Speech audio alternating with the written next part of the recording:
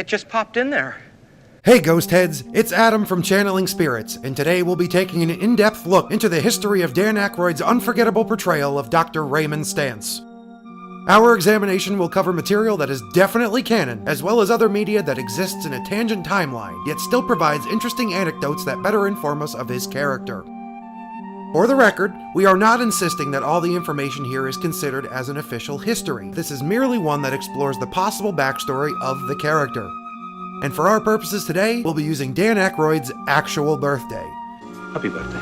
Happy birthday. Thank you. As there has never been a canon source provided for Ray's date of birth.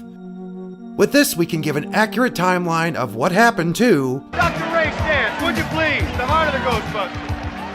In a deleted scene from the Ghostbusters II November 27, 1988 draft, Ray remarks his great-grandparents were Swiss when they arrived at Ellis Island. This, along with a few details in the first film, offer little to expand on Ray's history. However, Ghostbusters the Supernatural Spectacular mentions that between the three original founders, he was the most normal, which wasn't saying much. Ray was raised on Long Island by his father, a doctor, and his mother, a housewife. Ray had an older brother, Carl, and a younger sister, Jean, and in between, Raymond Stantz was born on July 1st, 1952. Ray has expressed his fondness for this time period. I love the 50s. Flat tops, custom cars. Ray grew up in his ancestral home in Islip, Long Island. When Ray was 11, around 1961, he could have joined the Boy Scouts, which is verified in the Real Ghostbusters. Hey Ray, you're the ex-Boy Scout. Any idea where we're going?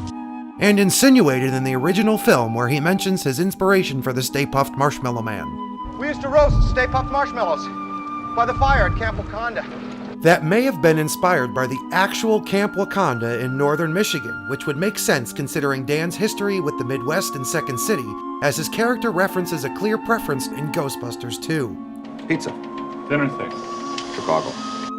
Growing up in Long Island, it's possible that Ray regularly ventured on marine excursions, one of which might have resulted in the unique phenomena. Of course you forget, Peter. I was present at an undersea unexplained mass sponge migration. Oh, Ray, the sponges migrated about 1.5 feet. That could have been a catalyst for Ray's inspiration into investigating the paranormal. It's also quite possible that the vessel was named the SS Pollywog. The SS Pollywog? And that those aquatic adventures would eventually lend themselves into the ability to pilot Marine Ecto-8, a vessel that Dr. Stantz is uniquely qualified to help. Around 1968, Ray was beginning his final year in high school, presumably in New York. Though he struggled with math, Math always was Ray's weakest subject. he was incredibly skilled in mechanics, even boasting about his car skills, I built 3 in my last year of auto shop. which would eventually become incredibly beneficial, not only in the invention of ectoplasmic entrapment mechanisms, but also in the restoration of Ecto-1. Need some suspension work and shocks and brakes, brake pads, lining, steering box, transmission, rear end. How much? Only 4,800. Maybe new rings, also mufflers, a little wiring. By the autumn of 1969, Ray would have entered the seminary, possibly the Union Theological Seminary, a real-life institution within Columbia University. It's obvious his dedication was genuine from his ability to quote scripture, although not perfectly. I remember Revelation 7:12. And I looked as he opened the 6th seal, and behold, there was a great earthquake, and the sun became as black as sackcloth, and the moon became as blood. And the seas boiled, and the skies fell. Judgment Day. Perhaps written autobiographically, Dan Aykroyd actually attended the Catholic seminary with the intention of becoming a priest. Ray notes he played what was likely a role-playing game called Ghosts and Gargoyles. That was a game.